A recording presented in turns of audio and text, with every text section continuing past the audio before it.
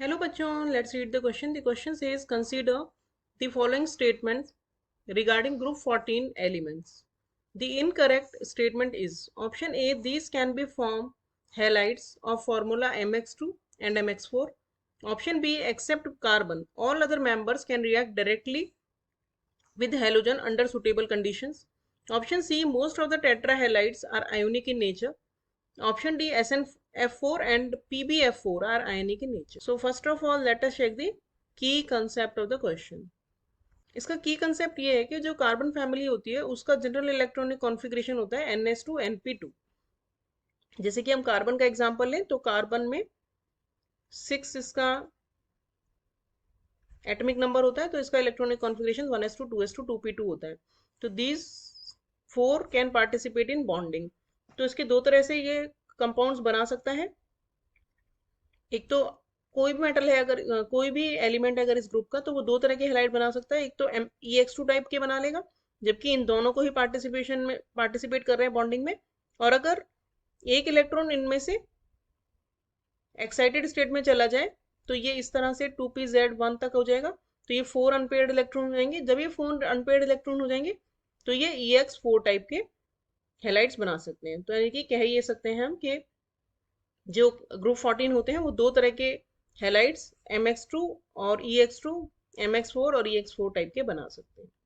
अब हम इस क्वेश्चन का कंप्लीट सॉल्यूशन देखें तो ये हमें पता चल गया कि दो तरह के हेलाइड बनेंगे MX2 एंड MX4। लेकिन ये जो हेलाइड्स हैं ये बन सकते हैं जब डायरेक्टली रिएक्शन हो इन एलिमेंट्स की हेलोजन्स के साथ। जैसे कि सिलिकॉन अगर हेलोजन से करे, इसी तरह से जीनोन हेलोजन से करे, SN भी हेलोजन से करे, तो डायरेक्टली रिएक्शन से ये चारों तो हेलाइड्स बना लेते हैं। लेकिन जो कार्बन के हेलाइड्स होते हैं वो डायरेक्टली कार्बन की हेलोजन से रिएक्शन से नहीं बनते, बल्कि हाइड्रोकार्बन्स जो होते हैं, जो कार्बन और हाइड्रोजन दोनों चीजें होती हैं जिनमें, जैसे कि मिथेन है, इथेन है, ये जो हाइड्रोकार्बन्स होते हैं उनकी हेलोजन के रिएक्शन के साथ बनते हैं कार्बन के क्लोराइड्स। यानी कि कार्बन जो है it can not form its halides by direct reacting with halogen. तो यानी कि स्टेटमेंट 1 हमारा करेक्ट हो गया और स्टेटमेंट 2 भी हमारा करेक्ट हो गया। थर्ड थिंग ये है कि जो कार्बन और सिलिकॉन होते हैं ये नॉन मेटल्स होते हैं, और जर्मेनियम जो है वो मेटेलॉइड होता है, और SN और PB जो होते हैं ये होते हैं मेटल्स।